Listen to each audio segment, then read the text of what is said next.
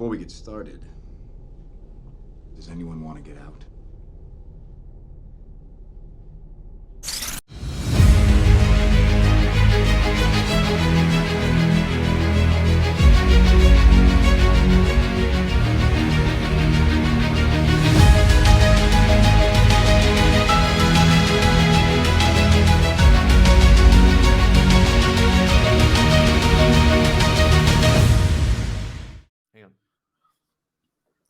Hello, everyone, and welcome to episode 2 of the Super Split Screen Brothers.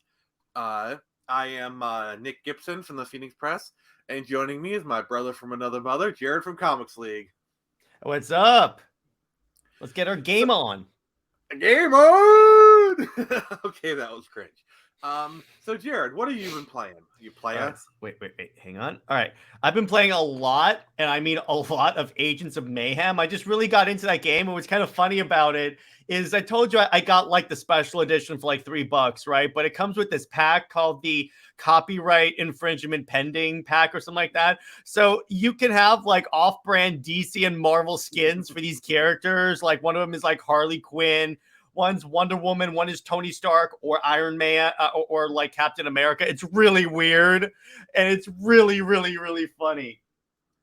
That is, I'm thinking of starting up a new game, new game plus for, I don't know, probably another playthrough of Marvel Ultimate Alliance. What about you, dude? So I'm just realizing how on point our choices are going to be, given the theme we see. I've been playing a lot of old school RuneScape. Oh, wow. That is old school. Well, in a good way, but I'm like, wow. So for those who don't know, RuneScape is a free-to-play. Anyone who grew up in like the 2000s, who was like a middle schooler, a high schooler during that time, you have tried RuneScape, or at least you have heard of it. I've heard of it. I haven't played it, but I've heard of it. It was originally a browser-based MMO, and now you can kind of download it. It's always been free. You can use like a membership option. Old school RuneScape is a reimplementation of like the 2007 version, basically RuneScape 2. And there's like a RuneScape 3, which is a lot more modern looking.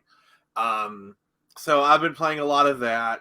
Because like, honestly, my favorite type of gaming is where I'm playing a game that like auditory doesn't require much auditory stuff, and I can either have like a YouTube video or music going on in the background. Mm-hmm. Those are literally some of my favorite types of gaming. Like either like I'm laying on the couch, like playing my Switch or PSP.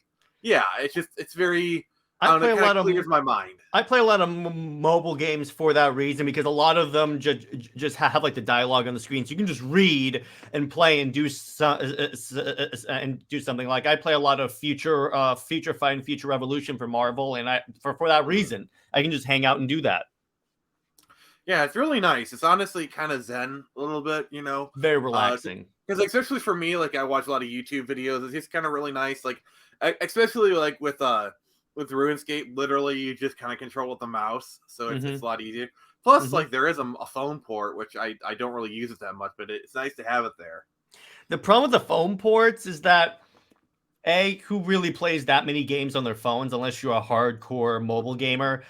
And also, I found at least that when you put a specific version of a game on the phone, it's significantly harder to use, and honestly, in my mind, stupid, because it's like, In my mind, some games work better on the phone, and when you have games that are specifically designed, I'm seeing what games I currently have on my phone. Unless you have a thing like Backbone where it turns your phone into an actual controller, I could see that.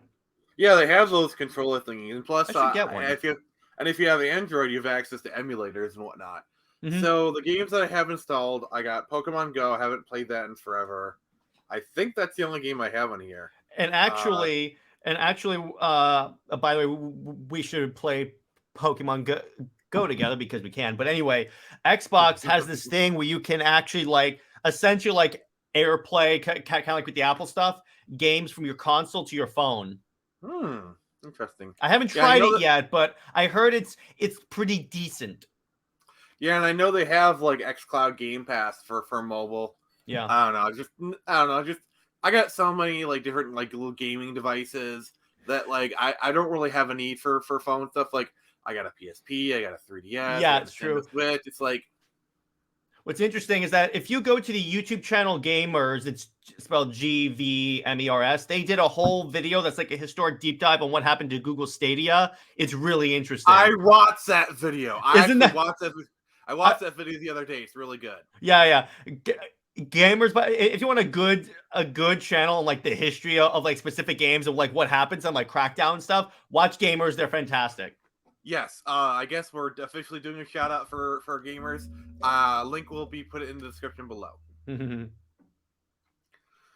So yeah, given we've kind of been dancing around it, hinting at it. So there hasn't really been much news. I mean, it is January, so it's kind of like a slow news month. Things will kind of start picking up February, and it'll really start going in March. Basically, February will kind of be like the anticipation for Nintendo Direct. Like I don't know about you, Jared. I know you're not a Nintendo guy, but like the worst part about January, February is all the Nintendo Direct. When's the Nintendo Direct? Because like people are always like waiting for like the first Nintendo Direct of the year, which is usually February or March-ish.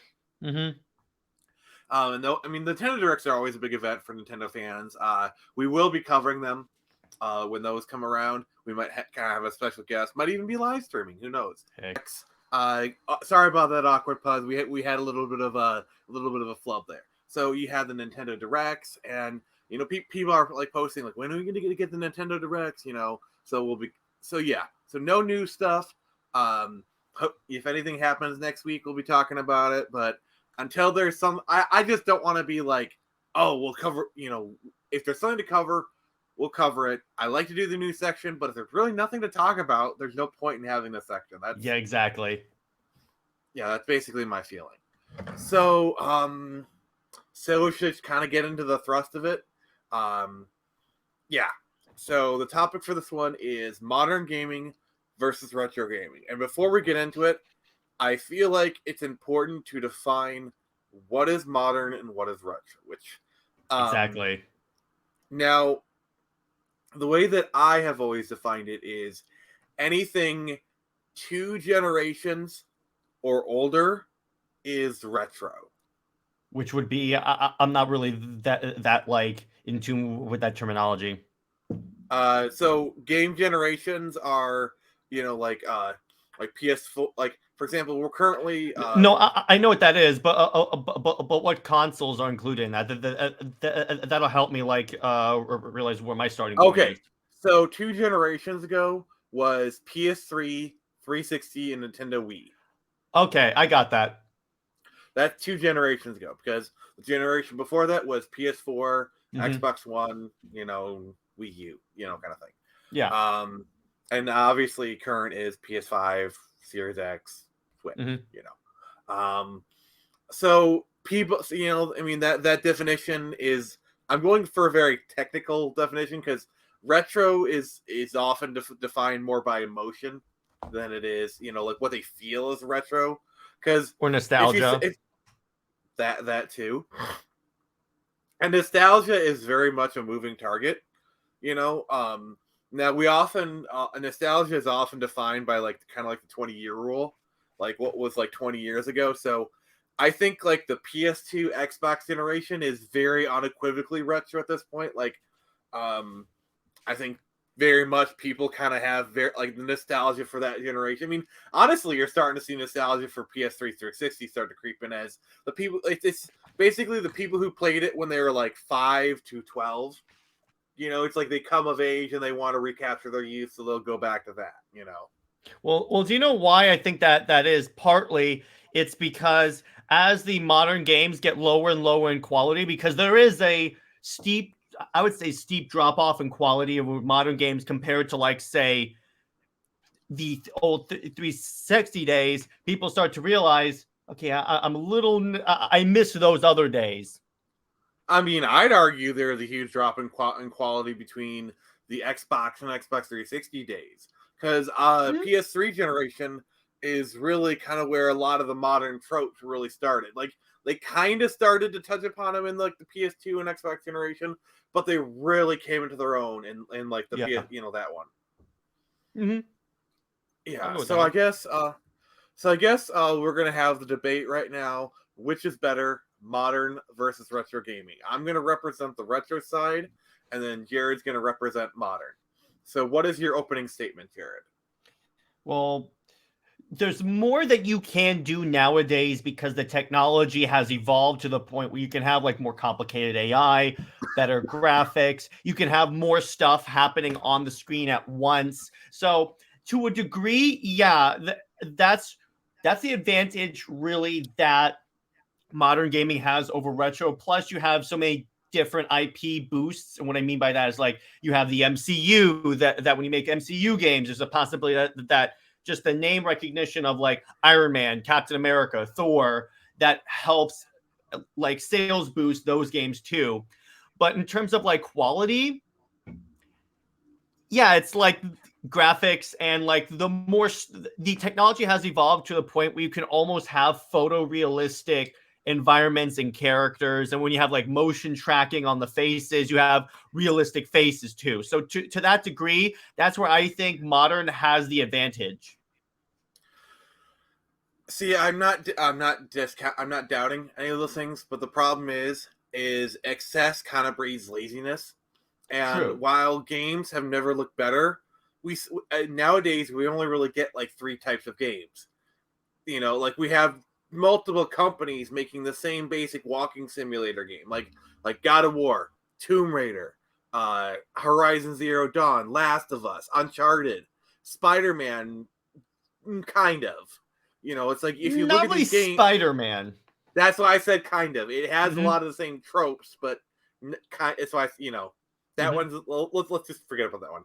But Mhm. Last of Us, God of War, Tomb Raider, Horizon Zero Dawn. I mean, most of those are Sony games, but like still, they're basically the same game. They're Plus Call of Duty. yeah. You get like very template style games, versus you go to retro, and like even within the same genre, they would be vastly different experiences. Like, for example, Sonic and Mario. While they are both platformers, you would be hard pressed to say they are the exact same game. And honestly, here's the problem. When one game is successful, all the other like companies try and copy that. Like the reason why Halo 4 is so hated the way it was, the multiplayer, is because they basically made Call of Duty with a Halo skin on there that it ceased to be Halo.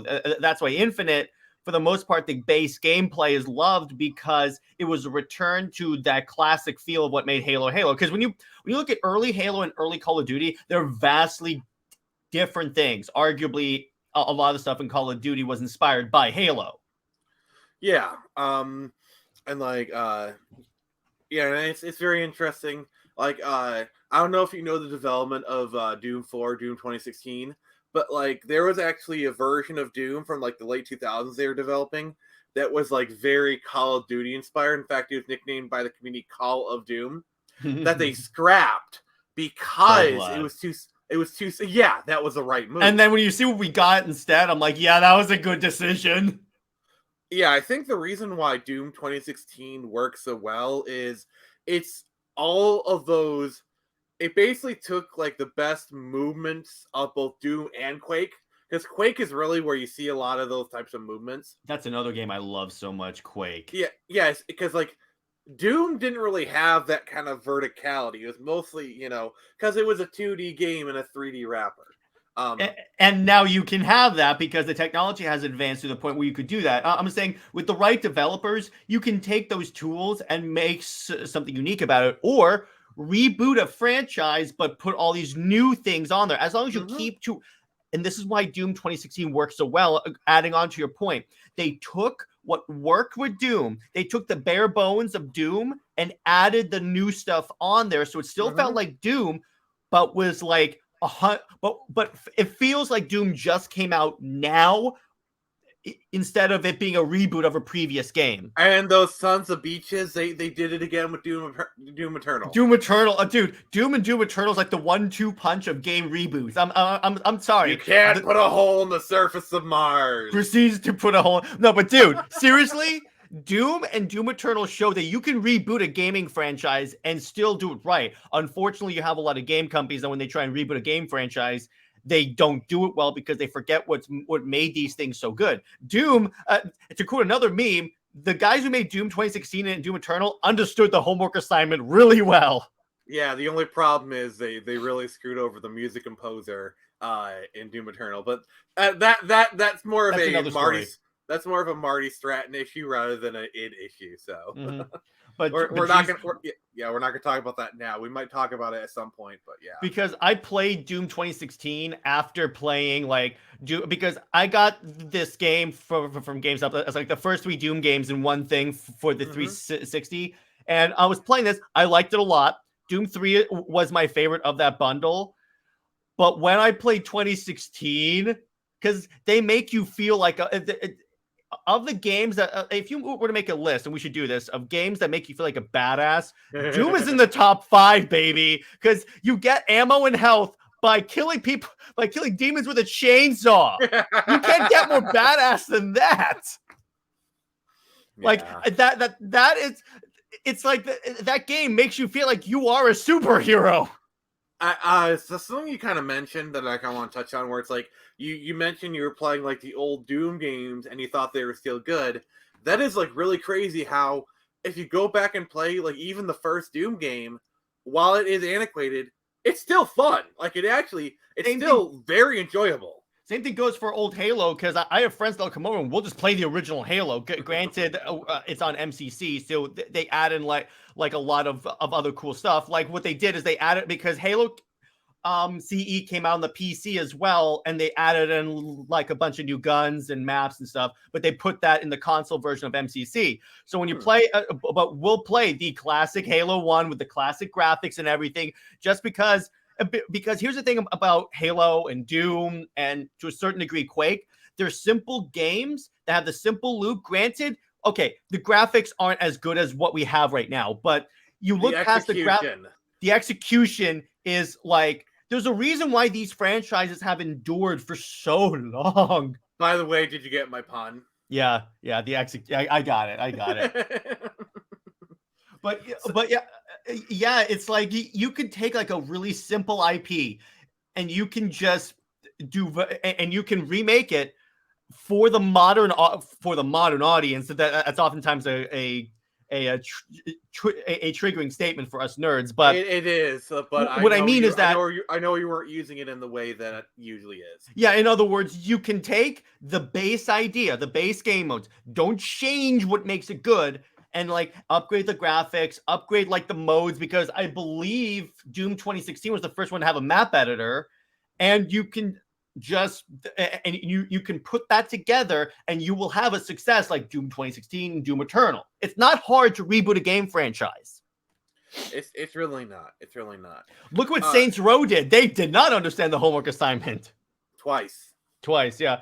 I will say Saints Row 4 is like my favorite right there, because it's clearly, as a Matrix fan, I'm like, I see what you guys were doing there. Yeah, I do love Saints Row 4 as well. So you got me there.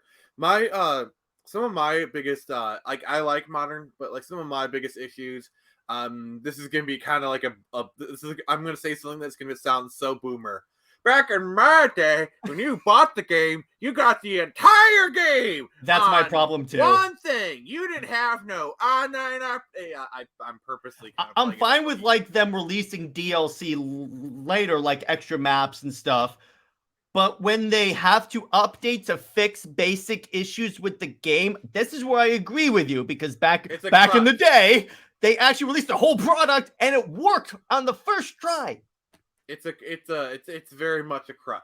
You know, when you buy a game and you have to download a 50 gigabyte day one patch, it's like, come on. That's another thing. That was my biggest issue with the Xbox One. You have to install the game before you can play it, like we're on the freaking PC. We're in 360. Put the disc in, you're good.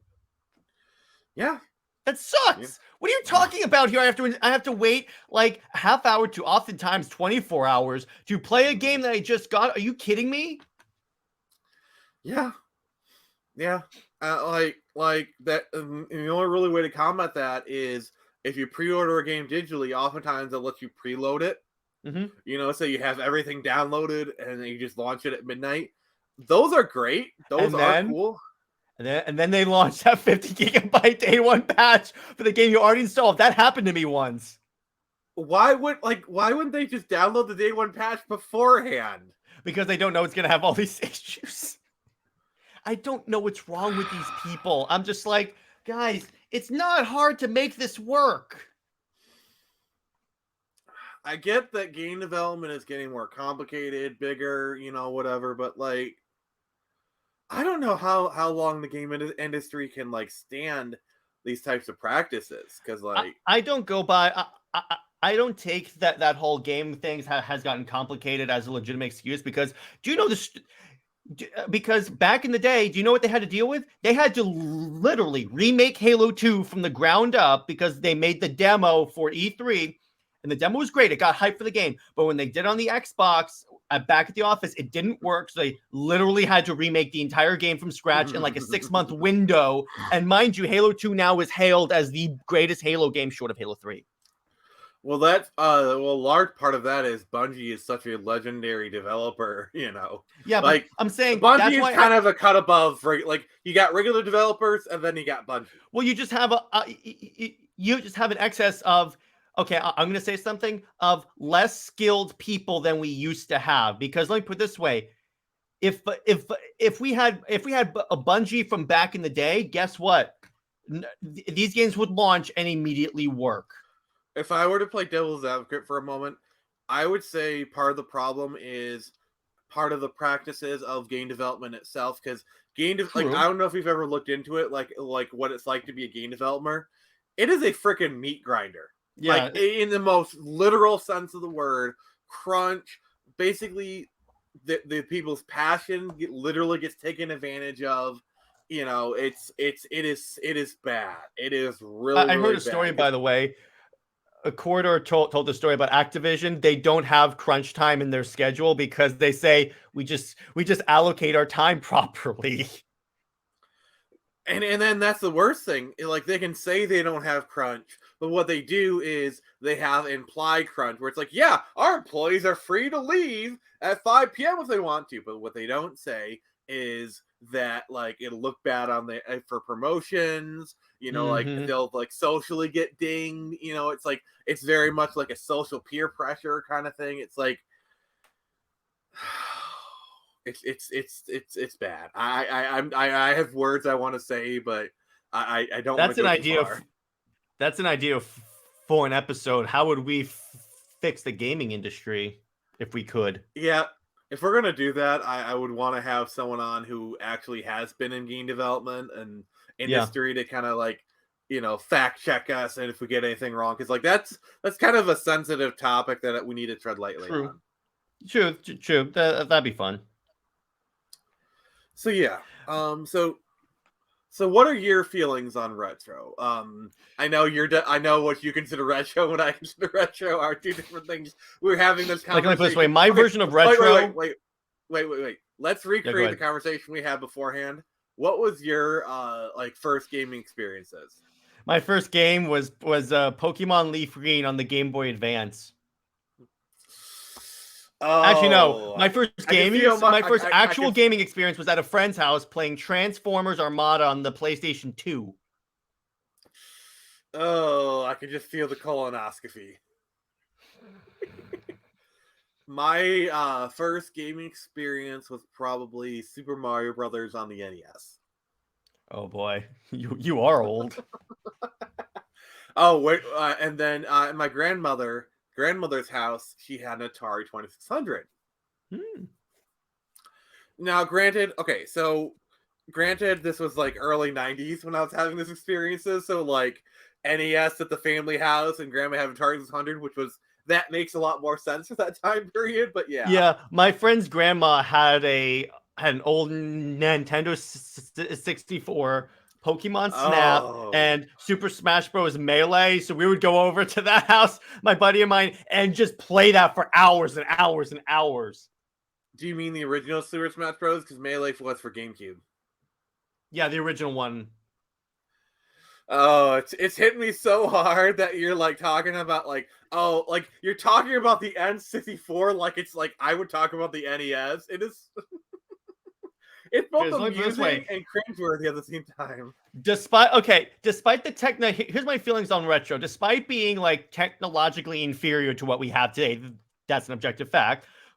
I think quality-wise, actually, they're more quality then than we have now because, like you said, you get the full game, and essentially it works when you play it. For the most part, there are some games that are nuts, and there are some bad retro games like Superman N64. Oh, a lot of them. Oh, a lot of them. But a lot of them. I would argue there are more games that work and are honestly fun back then than there are now. Yeah, like a lot of them. It's like, here's the funny part. When my friend and I come over and we play Halo, we play the retro Halo games. And it's like, yeah. I have a buddy, and I introduced him to Gears of War, and we played through every Gears of War game. Nice. And then even he noticed the quality drop from Gears 4 and on. He was like, no, these are not the same. This can't be the same franchise. Is Gears 4 when Epic stopped developing it? I think so. Gears 4 is when they had a whole new cast of characters. That's when I know. Yeah, because I never really played Gears. I was never really a Gears fan, but I know that like Epic, the Fortnite people, they originally developed Gears, and at some point Microsoft took over the IP. I think I think Gears 4, because I remember Gears 4 is when they first established like a studio to do just Gears, kind of like how 343 does just Halo and is struggling at it, but that's besides the point. Yeah. That's another thing with in the Halo community. Retro is Halo 1 up to Reach. That's it. And because that's when Bungie stopped making Halo games. That's our retro. Everything else is like, Now, let me be clear. There are fun things there are things I like in the 343 Halo games, like Infinite's campaign, which is one of the best Halo campaigns I have ever played. But there's more I like. I would argue that like Reach was the last perfect Halo game. And once again, it's because it's Bungie's swan song. They wanted to put everything in there. But my point is that, yeah, there's even like a retro versus modern debate in the Halo community with these games. Yeah, for sure. Like, you kind of see it in the Pokemon community as well. Yeah. Because basically in the Pokemon community, retro is and we're gonna talk about generations here, but this is Pokemon generations, which is Gen 1 through Gen 5. Gen 1 is red and blue, Gen 5 is black and white. Okay. And then like the modern era is Gen 6 through now. Gen 6 is X and Y on the 3DS through now, which is like the recently released Scarlet and Violet. Yeah, I used to be really into Pokemon, but it just got too complicated for me to keep up with. My last Pokemon game I played on short of Pokemon Go was Diamond, because that was the last time I could follow what was going on. Did you play the Silver and Gold remakes? No, but I had an action replay. For those of you that know what that is, it's basically cheat codes. So I like stacked with like shiny level 99 Pokemon. I just annihilated the Elite Four easily with like one hit. And the funny part is that when I like one punched essentially a Pokemon, the game would say it's not very effective. I'm like, what do you mean it's not very effective? Did you see the health bar go from 100 to 0 in a second? Yeah, I'm pretty sure that's effective. I'm pretty sure that's effective. Yeah, I've been playing Pokemon Scarlet myself, and see, I'm one of those people where I didn't play Sword and Shield just because of all the issues with it. I played Legends Arceus. That game is amazing. Jared, if you're gonna restart Pokemon, I definitely recommend starting with Legends Arceus because it's a different game. Like it's like a very different play style. So you're basically you're basically having a fresh experience with that one. Is that on Switch? Yes. Oh, I gotta get a Switch. Damn. You do. You're pushed because here's the thing. I want to get the Switch because I want to play Ultimate Alliance 3 because that's an exclusive for some reason. By the way, did you know that Saints Row 4 is on the Switch? Oh my god. You can play Saints Row 4 portably. Yeah, and I could play with you. Well, I don't have Saints Row 4 on the Switch anymore. Okay, but see, I want to get the Switch. I really do. It's just I don't get that. It's just I haven't gotten the opportunity yet. As soon as I do, I will be getting a Switch because first off, it has a lot of really fun games, and Lad has one at his house. So when I go there, we play, and I'm like, oh, this is awesome. I'm literally looking at my Switch right now.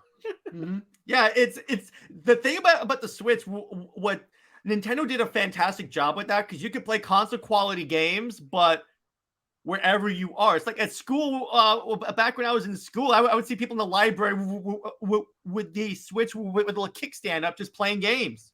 Mm-hmm. Yeah, it's really sweet. Yeah, when you get that, I'm going to be recommending so many games to you. Yeah, I'll show up with like a Declaration of Independence level like list of games. One I'm going to say right off the bat, you better be getting Breath of the Wild. Tears of the Kingdom is they got their sequel coming out this May. I got that thing on pre-order. It's going to be pretty good. Of course you do.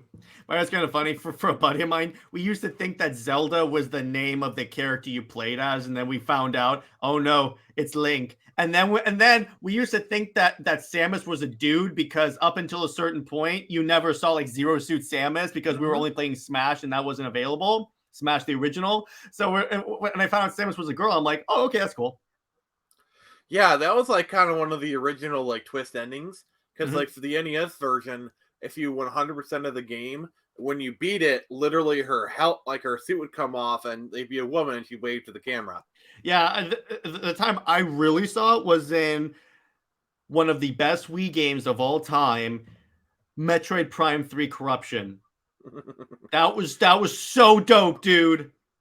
I remember the first time that I remember seeing Samus was a girl was I was playing Super Metroid at a friend's house. And whenever Samus died, like her armor would come off and like, you know, like this, and you see it like it was a girl, you know? But let me ask you this, dude. You know what's also retro for me? Marvel Ultimate Alliance, the first game. Oh. That was, I think, the perfect superhero game, even though the voice acting is a little, in the gameplay parts was a little bit like, oh my gosh. It's like the Winter Soldier going, you'll never stop us, Captain America. And I'm like, oh gosh. Question. Have you ever played X-Men Legends 1 and 2? No, but I know it's basically that, except for the X-Men. It is so much so that it was made by the same developers. Like basically, Ultimate Alliance is actually a spiritual sequel to those games. Yeah, you can tell. I've seen gameplay of it, and I'm like, yeah, this is Ultimate Alliance, but for the X-Men. So yeah, you should go back and play those games for sure. And DC tried to do it called Justice League Heroes. The problem with that game is that you can't make a team straight from the beginning of the game. In other words, they wait until halfway through the game for you to be able to like pick, okay, I want to use Wally West Flash, John Stewart Green Lantern, Kyle Rayner Green Lantern. They wait till like halfway through until the game's almost over to give you that option. And I'm like, and you can't really, and they don't have that many in terms of costume availability. Like you can only use the gold armor Kingdom Come Wonder Woman armor at the end of the game. Even if you replay the game on New Game Plus, I'm like, oh, come on. That's stupid. It's really dumb.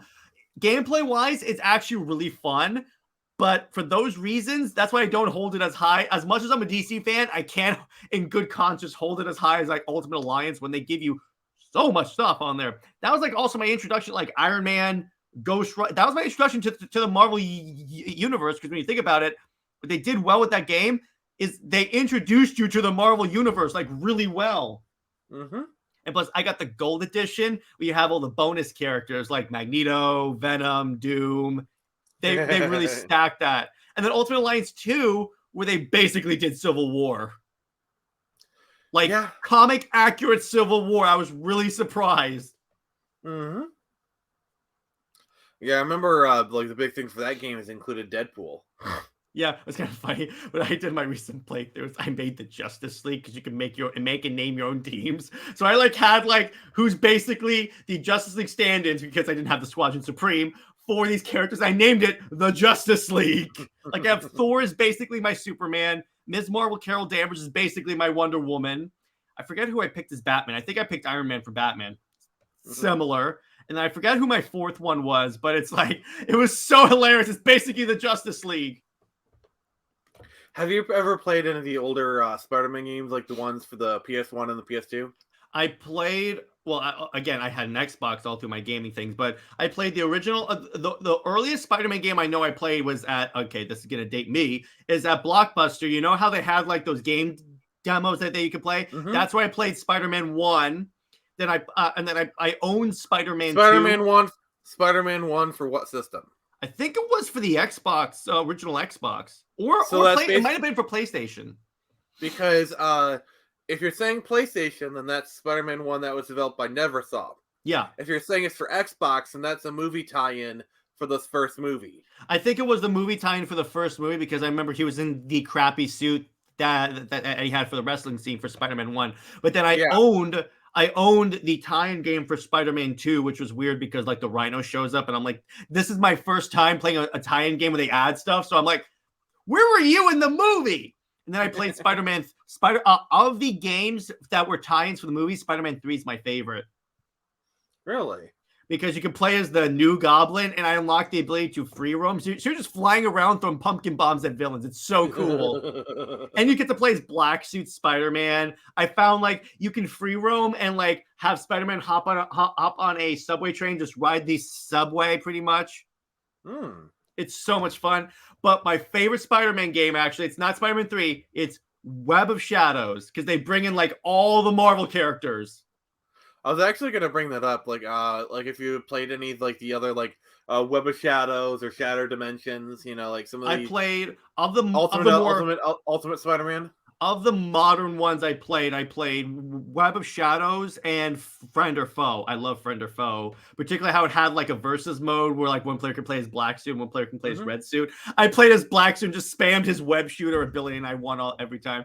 But I love Web of Shadows chiefly for this reason, because it changes the gameplay halfway through the game because the city is taken over by symbiotes. So it changes the way you move around the city. And I'm like, this is such a cool, and plus it had the whole basically Paragon or Renegade mode, but that's basically what it is. But it's the way they do it is just so well in the game. The combat's really cool. And the fact, again, they bring in so many different Marvel characters. Like that was my introduction to Moon Knight. I was like, oh, that is, I liked him. Immediately, I was like, okay, he's Marvel's Batman. And it's like, you can like, and depending on your choices, that changes which characters you hang out with. I love that. Yeah, it's really sweet. I do recommend you. Yeah, go ahead. I do recommend you check out Ultimate Spider-Man. For it's like PS2 or Xbox, because it's got like it's the same style of gameplay, but it's got like a really cool cell shaded artwork because it's going on. It's trying to emulate the Ultimate comics, and I believe it's canon to Ultimate Spider-Man. I believe so, because I think Brian Michael Bendis actually was involved with the writing. This is back when Brian Michael Bendis was still good, by the way. Yeah, exactly. That's where I'm reading Ultimate Spider-Man now, and I'm like, man, I wish that I missed this Bendis. But I was gonna say one of my favorite Marvel games actually was the tie-in for Iron Man, for the first Iron Man movie, because you can use like all the different suits, like, and they would change, like if you because when you attack a helicopter in Iron Man, you can actually tear off its tail. But if you play as the Hulkbuster Iron Man, you straight up smash that tail. And then if you get the Hulk movie tie-in and you have and it detects that you have the Iron Man game saved on your Xbox, it will unlock the Hulkbuster suit for you to use in the Hulk game. Oh, is that where Hulk? When he roars, is Tony Stark in the suit roaring? Is that Hulk Ultimate Destruction? I heard that. No, it's the tie-in for the MCU Hulk game, which also is super dope. I played Ultimate Destruction. That game was gorgeous. Yeah, I heard that game was really good. It's iconic.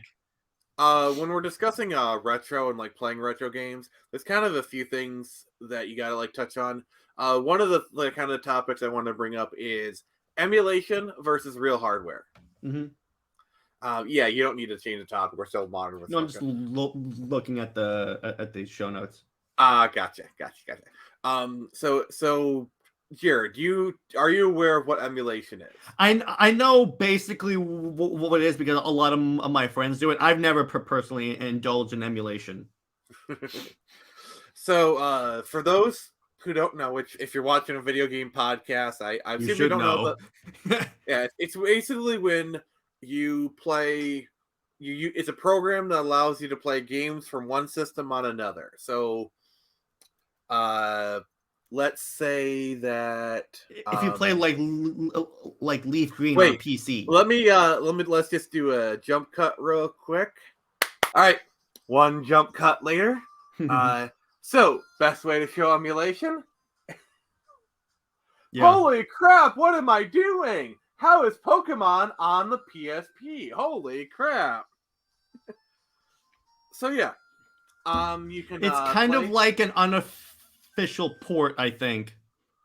Kind of. Yeah, that would be the best way to describe it. Yeah, so it allows you to play, stuff that blah blah blah. Oh, it looks like I got the, yeah, see, it's just the whole like site of it. It's the Italian version of it. I grabbed the wrong ROM, but anyway, so yeah, that's emulation for you. Now, emulation kind of sometimes has a bit of a dirty word in the retro community. I think it's fine for certain uses. I mean, I literally just showed my own personal property emulation, Yeah, like if you were to do retro, how would you do it, Jared? Would you like go out and get the actual hardware, or would you want to emulate it? Depends on if I can emulate it, because if I can emulate it and I have hardware capable of emulation, which I believe I do, yeah, I'm fine You with do. that. But and in terms of retro, like let me put it this way: if it's for like a collector's item, like I still have the original Halo disc, yeah, I'll play a retro, and I can still play that on my 360. In other words, if I can play a retro game without the hardware, no, with the hardware, I will. But if I can't, if I can't play without it, then yeah, I'll just do it emulation. Yeah, so basically you emulate on like a wide variety of devices. Like you have an Android phone, you can emulate PCs, and then also there's like hardware. You can kind of mod your console. So like obviously my PSP is soft modded, like pretty much the 3DS. I think the Xbox even you can do like some forms of emulation on it. I'll talk to you about that later, Jared. Some of them, but I'm not modding my Xbox. I don't want to risk anything going wrong.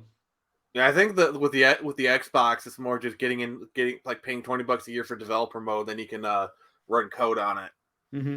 I'll send you videos about it. You can make your own decisions. Yeah. But yeah, but PC just literally just download emulator. So like Mm-hmm. really easy. Yeah, I'll tell you more about that later, Jared. You can kind of get an idea for it. Yeah. Anyway, so yeah, there's it's kind of like a trade between But if you do physical hardware, do you buy the cartridge, or there are these devices called EverDrives, where I'm going to tell you what they are, Jerry, because I'm assuming you know what they are. They're Mm-hmm. basically cartridges that you can buy for like your Super Nintendo, your Genesis, like basically lots of different like older stuff, where it's like a flash card, where you Mm-hmm. load the ROMs onto like an SD card, put it onto the cart, then plug it into your console, and you're playing it as like for example, let's say you have like a Super EverDrive for your Super Nintendo. You put Mario World onto the SD card, you put it on the cartridge, and then you can play Mario World on your Super Nintendo. Like that. It's kind of like you're playing it on real hardware, and the system itself thinks it's a real game, so it's not quite emulation, but it's really interesting. That's interesting. I could definitely see that. But in terms of like playing a retro game, it's like Xbox actually has like Game Pass, which basically is the Netflix for gaming, and they have like a good portion of like original Xbox games on there that are capable of being run on the Series X. But so that's mainly what I use to play like a retro Xbox games if I want to. And the only reason why I kept my 360 is because there are some original games and 360 games that won't play on the Series X. So I actually have to keep my 360. Mm-hmm. Yeah. So yeah, Nintendo has a similar version of Game Pass with their Nintendo Online service. We can play a lot of their older games. you know, like Nintendo, Super Nintendo. And then if you play for like the upgraded tier, you get access to like N64, Genesis, you know. Mm-hmm. Yeah, it's definitely something I think you probably want to take advantage of, Jared. Yeah, absolutely. Yeah. So, see, the thing about modern games that's kind of really perilous is online storefronts and digital only games. Oh my god. I know what you're getting at. I saw the perils of online only games in the show notes, and I was like, oh no, because here's my problem with that. Do you mind if I open up? Oh yeah, go ahead. I don't want to spend $100 to play a game. What? No, what I mean is that when I get the game, I don't want to pay $100 to to essentially level up faster. I know I don't want it to turn to a pay to play thing, which a lot of these things do, like Battlefront 2. I mean, Battlefront 1 when it first came out. Yeah. Or I think it actually was 2 that had the Darth Vader. You would have to pay like $700 to actually I think it was like over $1,000 eventually for the chance to play as Darth Vader. Yeah, Battlefront 2 was really egregious with its dark art system. Like that was really kind of like the catalyst to a lot of people waking up to a lot of this bull crap. And it's funny, Halo tried this. It was called the Rec system in Halo 5, and they said it wasn't a pay-to-win system, but the problem is you could get like a tank in the middle of a match just like that. So, and what's funny is that it wasn't shared amongst the entire team. So you could conceivably face a team of like 8 tanks. And I'm like, this is the worst thing ever. It was only for one game mode, whereas PvE or PvPvE, but still, it was like, are you kidding? This is the worst thing ever. And then that's how you unlocked armor and stuff. So they encourage you to pay to win. So I'm like, what are you guys doing here? Yeah, and that's just one aspect of this whole issue. The other aspect, which is what I was going to touch upon, but I do appreciate you adding this as a good addition to the conversation, is delisting of games. You know, where you buy a game digitally and it gets delisted, and if you didn't buy it, you're screwed. You know. Yep, that's why most of the time I'll try and get a physical copy of a game. Plus, not only that, companies go back now and censor their material sometimes if like the like opinions of people of society change.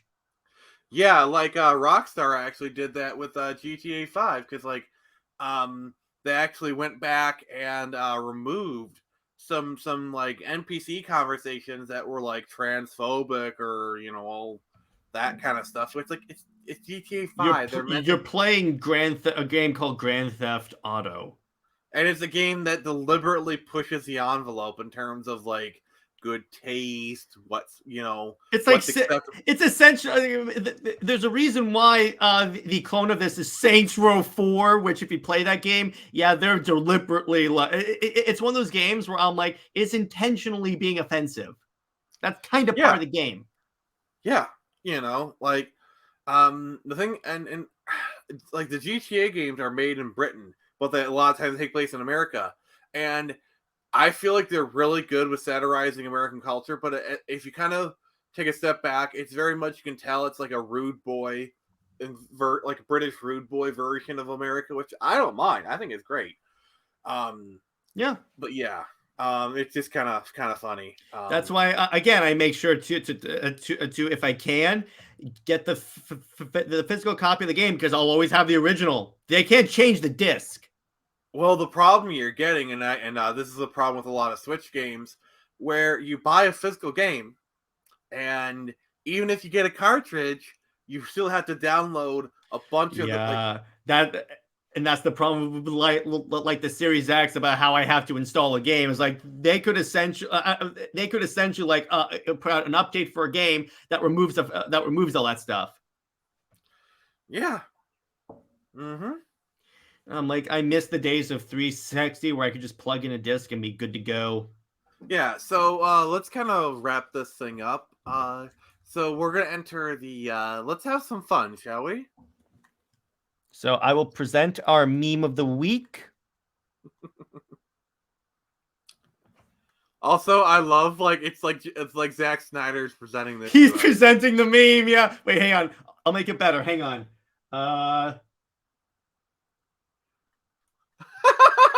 That looks so good. That looks so good.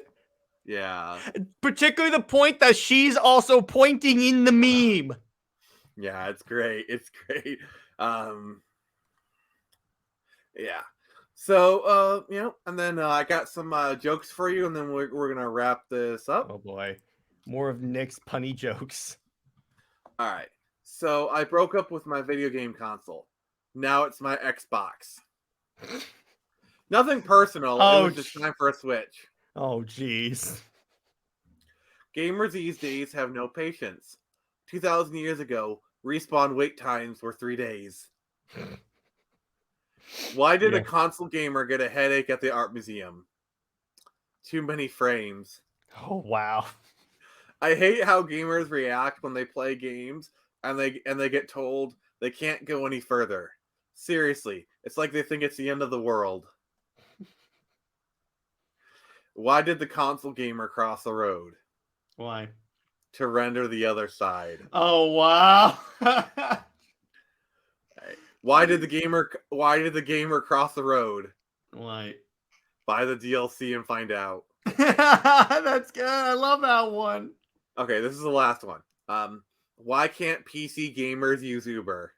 Why? Too many incompatible drivers.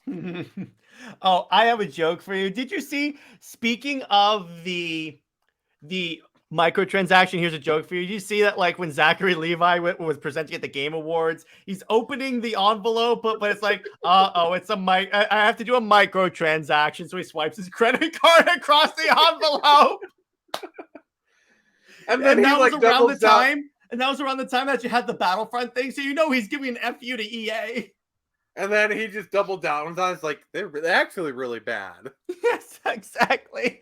I'm like, oh my gosh, that was the greatest Game Awards thing ever. So now we turn it over to you guys. What do you guys think? Like, what do you guys think? Like, do you prefer modern? Do you prefer retro? Give your reasons down below. And don't forget to like, comment, subscribe, share, all the usual stuff. We really enjoyed the really great reception this first episode. Can this be the first one that gets 100 views?